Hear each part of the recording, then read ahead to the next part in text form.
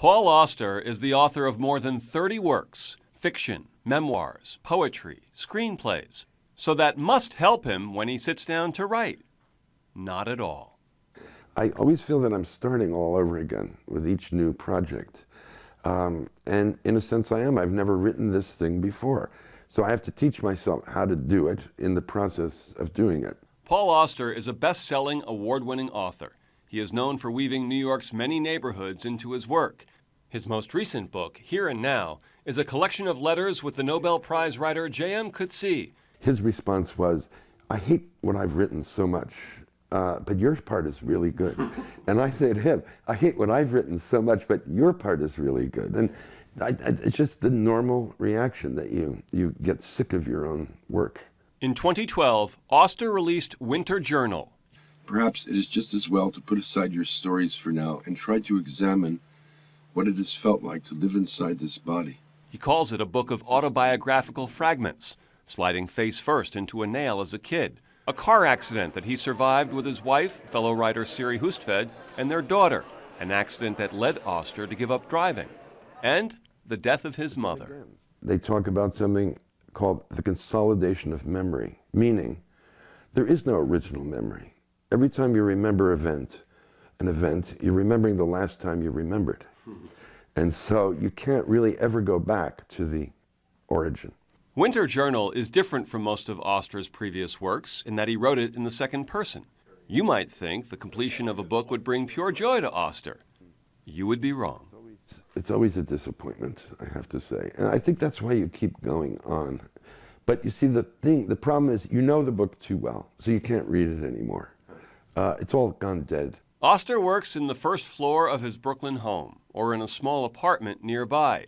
He writes his first draft with a pen or a pencil. I need the feeling of the ink coming out of the pen. I like pressing onto the page. It's a very tactile experience. He types the second draft. It's a beautiful machine, huh? Olivetti. Not on a computer, but a typewriter, a manual typewriter. And I like the silence of this. When I'm not typing, no noise whatsoever. But the electric typewriters, and it just says, hurry up, hurry up, hurry up. And I don't want anyone to tell me to hurry up. The manual typewriter perhaps fits into Auster's view of modern technology. It hasn't changed what he calls the basic stuff of being alive. We feel pain and we feel pleasure and we fall in love and we hate people and we love people. And all that is the same whether you're communicating with a cell phone or with a telegraph. Paul Auster grew up primarily in South Orange, New Jersey. He was a serious baseball player.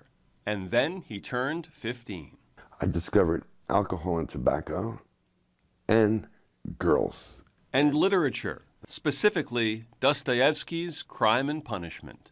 It was one of the most overwhelming experiences I'd ever had.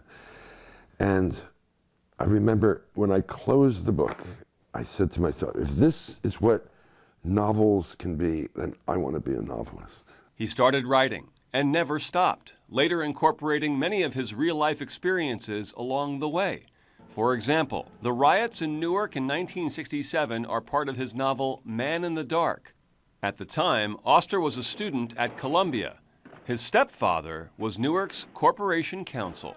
My stepfather took us to City Hall, and there was Hugh Adonisio, the mayor, sitting at his desk with his head in his hands, tears rolling down his eyes, in total despair. Norman, that was my stepfather. What am I going to do? What am I going to do? After receiving a high draft number and thus avoiding the war in Vietnam, Auster worked for the Census Bureau in Harlem. In the New York trilogy, he wrote about one experience, interviewing an elderly black woman. She squinted out at me and she said, "Why, you're not a black boy at all. You're white." I said, "Yeah." She said, "You're the first white person ever to set foot in this house." And so that was all part of the education that one gets young. He worked as a seaman, lived in France, and never stopped writing. Even after the publication of his early works, there were struggles. Auster says the first story in the New York trilogy, City of Glass, was repeatedly rejected before it came out in 1987. I'm not writing for money. I'm not writing for glory. I'm probably writing for a closet full of unpublished works, but I'm still going to do it. I don't care. And so it clarified everything for me. And it also gave me a certain kind of mistrust of publishers, critics, everybody. I don't think they know what they're doing. They guess, and they guess wrong a lot of the time. So the book that was rejected 17 times here is now published in 44 languages around the world. So what did they know? Auster no longer struggles to get his books published, but his internal struggles as a writer persist. I hope every day that I can write one decent page. That's my goal. One page. If I do two, or miracle of miracles, if I do three, it just seems extraordinary. Eventually, the pages add up and have an effect that can be felt all over the world. Israel, a Palestinian prisoner and an Israeli soldier who was given the job of guarding this man, they both loved my books, and they talked about my books, and they became best friends because they could talk about these novels they'd both read. Now, how good is that, huh? Sort of vindicates being a writer, doesn't it? Another example. During the war in the Balkans, a leading Bosnian theater director took Auster's dystopian novel In the Country of Last Things and turned it into a play, staging it during the siege of Sarajevo. I think this speaks about the power of books to jump across cultures, jump across years, and land in somebody's heart and make a difference. One-on-One with Paul Auster, Bud Mishkin, New York One.